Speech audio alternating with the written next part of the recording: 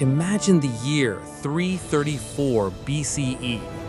The greatest military mind in human history stands at the edge of the Hellespont, gazing across at the Persian Empire.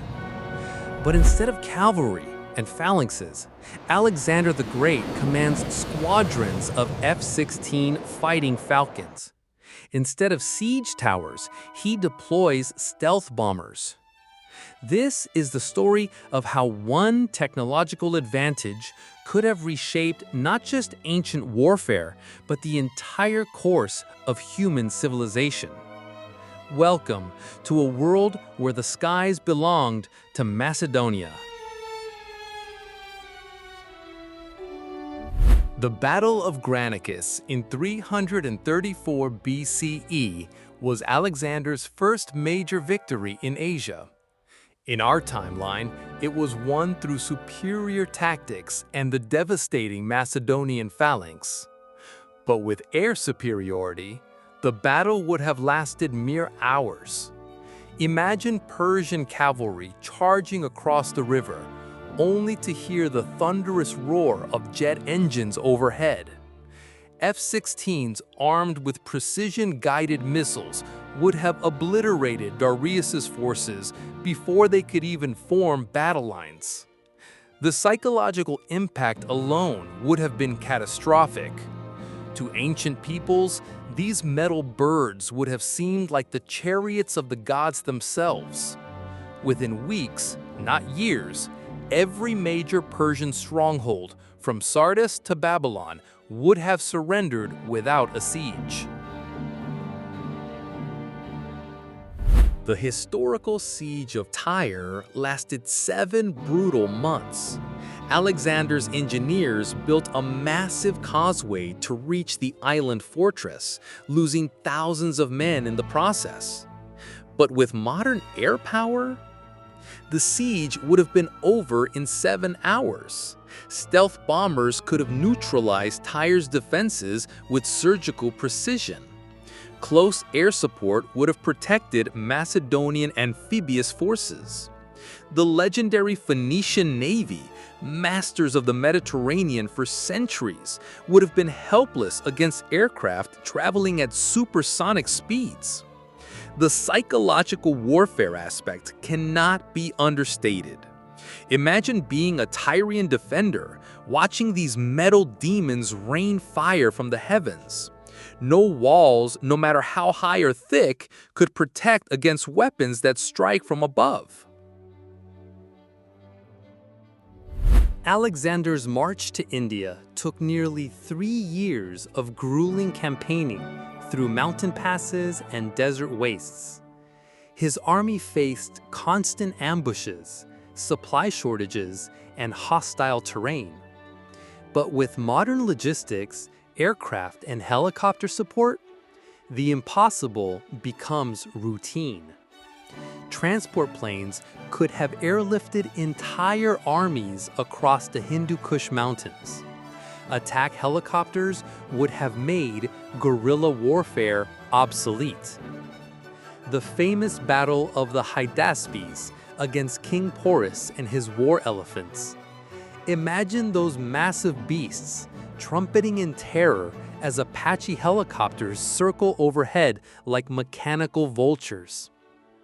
What took Alexander years of bitter fighting could have been accomplished in months. The Ganges River, the edge of the known world, would have been just another geographic obstacle to overcome. But here's where our story takes an unexpected turn.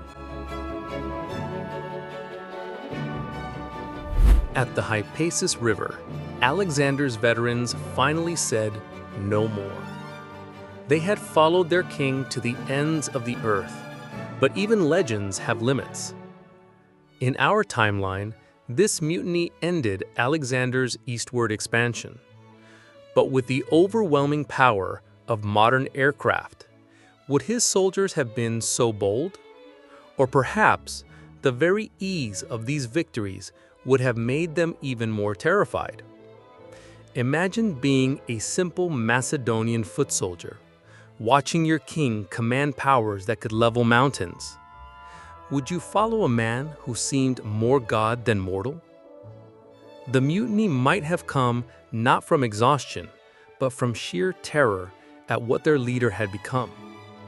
For in gaining the power of the skies, Alexander may have lost something far more precious, the trust of his own men.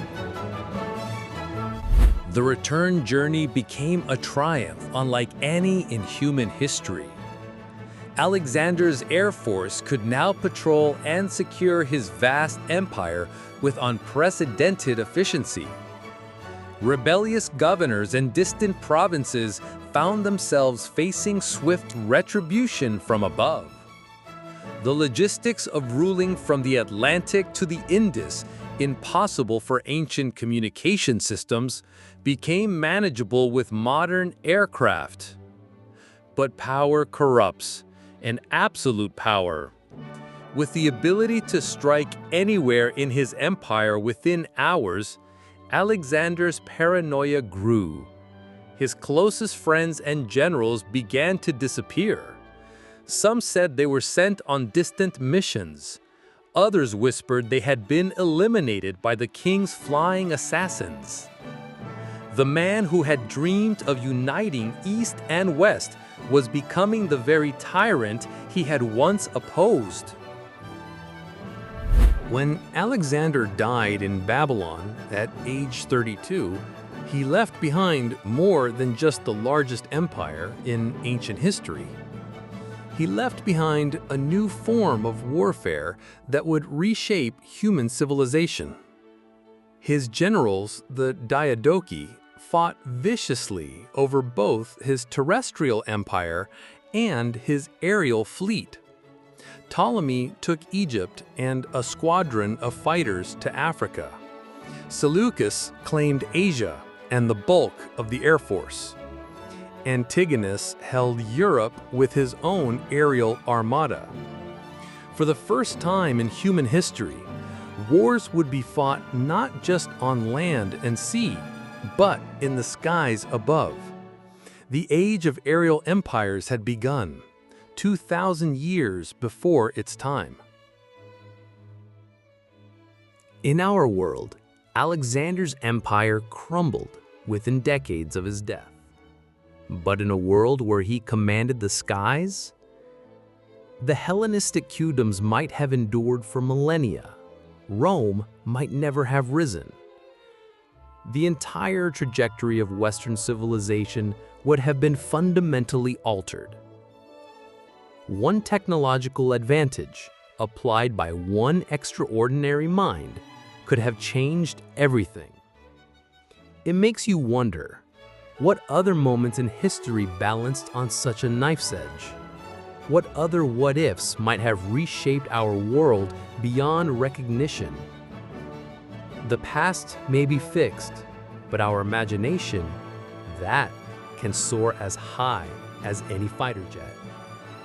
Thank you for joining us on this flight through alternate history. Until next time, keep wondering, what if?